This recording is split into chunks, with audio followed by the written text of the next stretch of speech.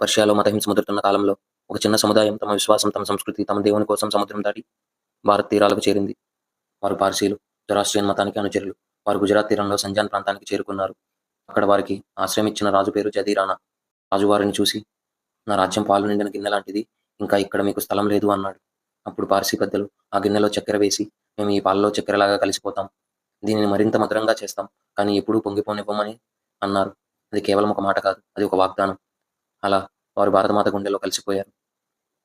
పార్సీలు నిజంగా భారతానికి మాధుర్యాన్ని తెచ్చారు. కాలం గడిచింది. ఆ సముదాయం నుంచి ఎంతో మంది భారతదేశ నిర్మాణానికి మూలంగా నిలిచారు. అలా మూలంగా నిలిచిన కుటుంబాలలో టాటా కుటుంబం చెప్పుకోదగినది. జంషెడ్జీ టాటా భారత పరిశ్రమల పితామహుడు. భారతం ఎదగాలి అనే కలతో Tata steel, Tata iron and steel company మరియు భారత్ తొలి లగ్జరీ హోటల్ తాజ్‌మహల్ ప్యాలెస్‌ను నిర్మించాడు. ఆ తరువాత అతని వారసుడు సర్ దొరాబ్జీ టాటా తన ఆస్తిని దేశ సేవ కోసం అర్పించి టాటా స్టీల్, టాటా పవర్ వంటి ప్రాజెక్టులు ముందుకు నడిపాడు. తర్వాతి తరంలో జేఆర్‌డీ టాటా భారత విమానయానానికి తండ్రిగా నిలిచాడు. ఎయిర్ ఇండియాతో ఆకాశంలో భారత్ జెండా ఎగరవేశాడు. ఆయన మాట, "విజయం అనేది డబ్బుతో కాదు, కలలతో కొలవాలి" అని.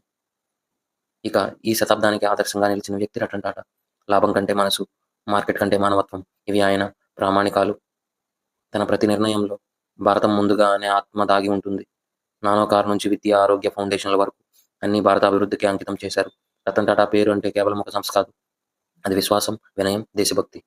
వారి పూర్వీకులు ఇచ్చిన మాటలు ఇప్పటికీ సజీవం. "మేము చక్కెరలాగా కలిసిపోతాం కానీ భారతాన్ని మధురం చేస్తాం." ఇది పార్సీల ప్రతిజ్ఞ. ఇది టాటాల కాదా, ఇది భారత ఆత్మ.